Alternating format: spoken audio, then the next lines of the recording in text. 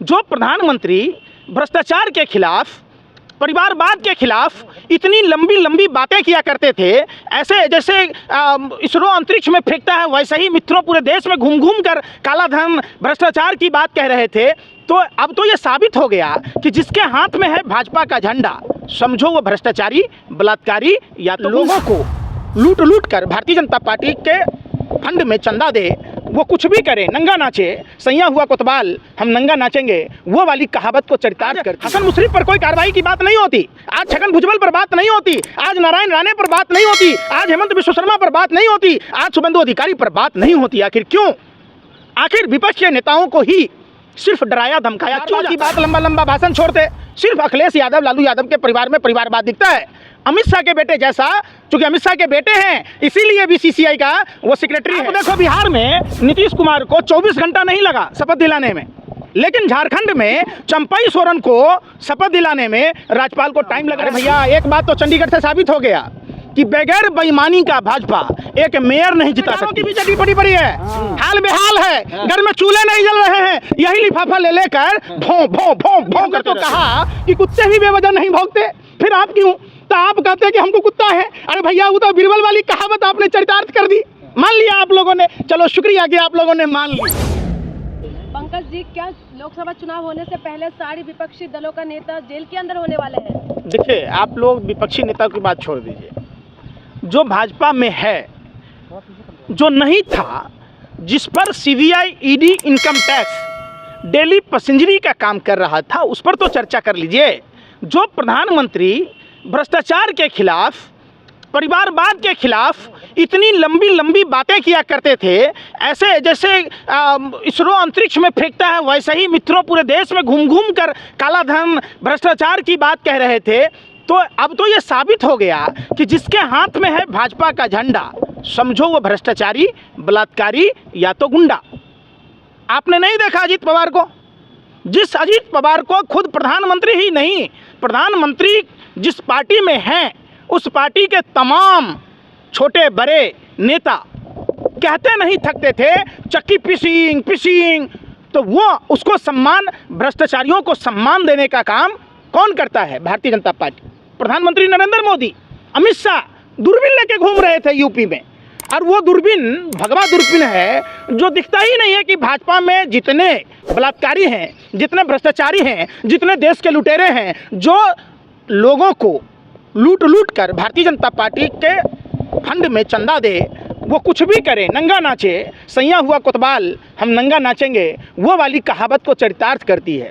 आज हसन मुशर्रफ पर कोई कार्रवाई की बात नहीं होती, आज छगन भुजबल पर बात नहीं होती, आज नारायण राणे पर बात नहीं होती, आज हेमंत बिश्व शर्मा पर बात नहीं होती, आज शुभेंदु अधिकारी पर बात नहीं होती। आखिर क्यों?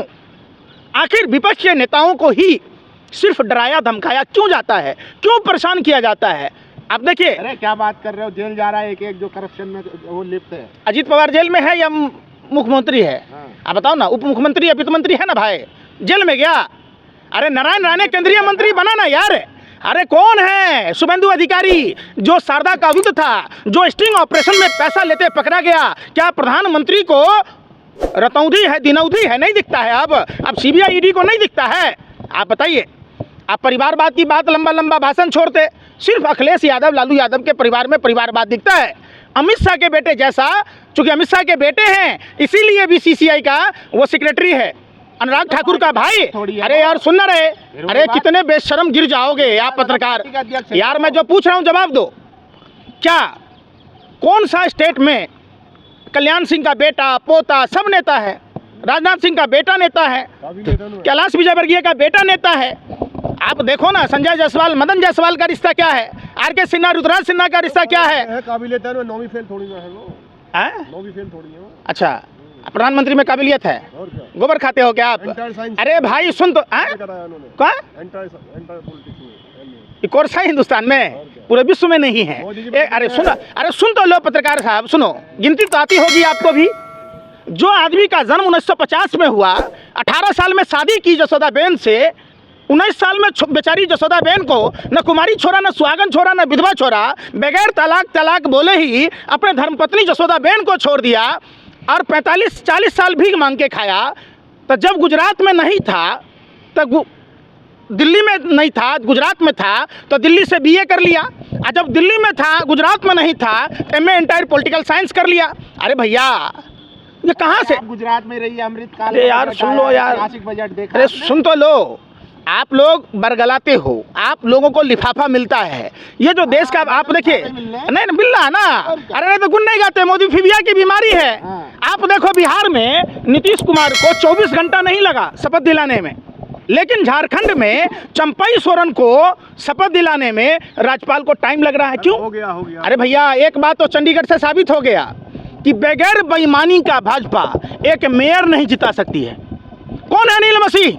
अनिल मसीह भाजपा का कर्मठ नेता है। उसने भाजपा के प्रति वफादारी निभाते हुए सबसे पहले उसने क्या किया, वहाँ का प्रशासन, चंडीगढ़ का प्रशासन मीडिया का प्रवेश पर रोक लगाया, फिर 36 में से 8 वोट को रिजेक्ट कर दिया। सोचिए कि जब 36 में से 8 वोट रिजेक्ट करके जो प्रिजाइडिंग ऑफिसर अनिल मसीह कलम चलाकर 8 वोटों को अवैध करके मेयर का चुनाव जिताया, तो जहां देश में लोकसभा के चुनाव में 90 करोड़ से के आसपास मतदाता हैं, तो वहां कैसी गड़बड़ी होती होगी? ये क्लियर है, ये तो सच साबित हो गया। देखिए झूठ के, आप एक बात समझ लीजिए, झूठ कितना भी हो एक न एक दिन पकड़ा ही जाता है, और सच को कितना भी दबा लोगे, सच एक न एक दिन उजागर हो जाएगा। तो ये क्लियर सी बातें हैं। मोदी जी ने दिल जीते हैं देश की जनता के। जसोदाबेन का तो दिल नहीं जीत पाया, तुम्हारा जीत लिए हैं? तो अरे नहीं, जसोदाबेन से ज़्यादा प्रिय थे क्या? अरे भाई कोई भी पति के लिए पत्नी सबसे ज़्यादा प्रिय होता है, पत्नी का दिल जीतना होता है, तो उसमें तो वो नाकाम रहे, निकम्मे रहे। अगर दिल जीता होता तो आज मोदी जी के नाती पोता होता, तोता मोर से नहीं खेलता है। आप समझो ना, तोता वो है, वो जनता का दिल ही तो जीतेंगे। अच्छा आप चाहते हैं कि जो दिल जीत लिया, तो आप चाहेंगे कि नरेंद्र मोदी जैसा आपको जीजा मिले? आप चाहेंगे? दिल तो जीत लिया आपका, आप बताओ, आप चाहोगे कि नरेंद्र मोदी जैसा दामाद मिले आपको? रिश्ते काहे को जोड़ रहे हो? अरे भाई दिल कैसे जीत लिया भाई? अरे यार सुन रहे, मैं कह रहा हूँ आप चाहोगे कि नरेंद्र मोदी जैसा बनोई हो? आपको दिल जीत लिया ना आपका, कैसे अनुभक्त हो? अरे बाप की चड्डी फटी पड़ी है, सुना? आप पत्रकारों की भी चड्डी फटी पड़ी है, हाल बेहाल है, घर में चूल्हे नहीं जल रहे हैं, यही लिफाफा ले लेकर भों भों भों भों करते रहते हो। हमारे हद से का पैसा सब। हाँ, अब बीजेपी ने तो आपको 5 स्टार होटल में बैठा दिया, वाह मान गया, लिफाफा मिलता है, कमाल के पत्रकार हो। सच में चड्डी फटी पड़ी है बाप का, फिर भी बेटा कह रहा है 15,000 रुपये किलो का आटा मिलेगा, खाएंगे, 500 रुपये पेट्रोल भरा लेंगे। कहाँ से भरा लोगे भैया जब आप खुद ही नहीं बचोगे? ये सरकार किस हर मोर्चे पर विफल है। आप जिस मोर्चे पर देखेंगे, किसानों के साथ जो धोखा किया, कितने किसान भाई शहीद हो गए।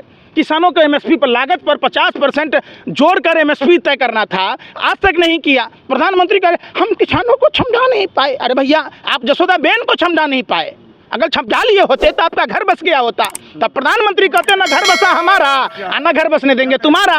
देश को तो चला रहे हो, क्या चला रहे? देश को चला रहे हो, तो बाकी IAS IPS क्या वो वहाँ पर वो क्या कर रहे हैं? वो हैंडल कर रहे हो। अरे यार देश में वर्ल्ड बैंक का कर्जा कितना हो गया आप बताओ ना, डॉलर के मुकाबले रुपया कितना गिर रहा है, देश में बेरोजगारी कितना बढ़ गया, देश में महंगाई कितनी बढ़ गई। विकास भी तो हो रहा है। 2024 का बजट आया है, दलितों के हित में है सारी बजट।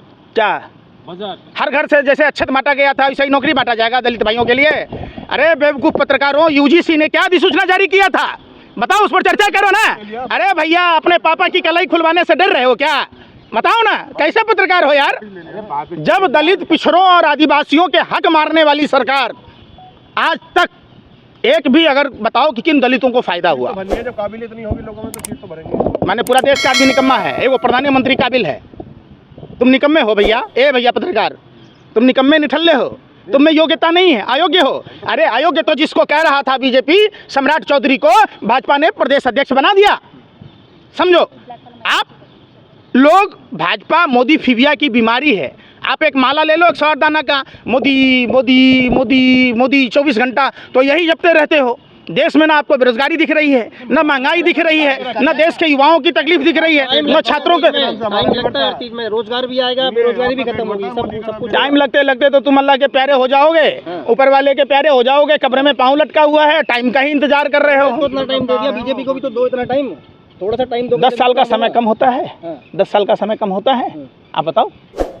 आप बताओ ना, कम होता है? होता है 10 साल में सारे काम होते हैं ना। देश का सुनो, अरे यार सुनो तो सही, यही आप लोगों की सबसे बड़ी डिमेरिट है। हाँ। कुत्ते भी बेवजह नहीं भौंकते, फिर आप क्यों भौंक रहे हैं? आप सुनने, अरे सुन तो लो, अरे भाई अरे सुन नहीं रहे यार, आप सुन ही नहीं रहे ना, सुन लो ना, ये तो हम नहीं कर रहे।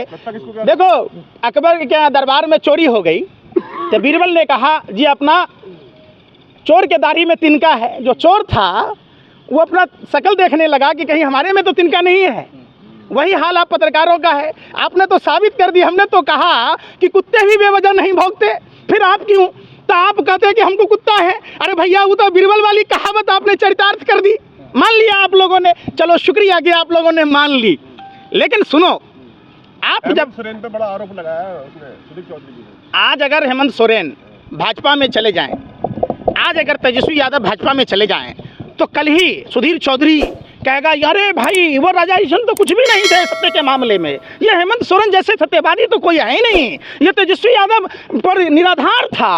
अरे वो आप बताओ, तिहारी खुद बोलेगा, यही आज अजीत पवार के बारे में तिहारी की बोलने के औकात नहीं है, माँ ने दूध नहीं पिलाया, छठी रात का दूध याद आ जाएगा जब सवाल अजीत पवार पर होगा, जब हेमंत विश्व शर्मा पर होगा, जब शुभेंदु अधिकारी पर होगा, जब नारायण राणे पर होगा, जब छगन भुजबल पर होगा, जब प्रफुल्ल पटेल पर सवाल होगा। आज नहीं होगा, क्यों? तो वो भाजपा में है। मैंने पहले ही कहा कि जिसके हाथ में है भाजपा का झंडा, समझो वो भ्रष्टाचारी, बलात्कारी या तो गुंडा। ईडी तो पहले भी काम करती थी ना। अच्छा ईडी ने, सुनो, अरे भाई यार सुन नहीं रहे ईडी, अरे भाई मैं क्या कह रहा हूँ, सुन, कांग्रेस ने बनाई थी। आप तो ऐसे बिलबिला रहे हो, आप तो ऐसे बिलबिला रहे हो जैसे कुत्ते की पूंछ पर लात रख दिया हो, कुत्ता भौंकने लगता है। मैं फिर कह रहा हूँ ये बात, वही ईडी, वही सीबीआई, वही इनकम टैक्स शुभेंदु अधिकारी के यहाँ डेली जा रहा था, हेमंत विश्व शर्मा के यहाँ जा रहा था, अजीत पवार के यहाँ जा रहा था, छगन भुजबल के यहाँ जा रहा था, हसन मुशर्रफ के यहाँ जा रहा था।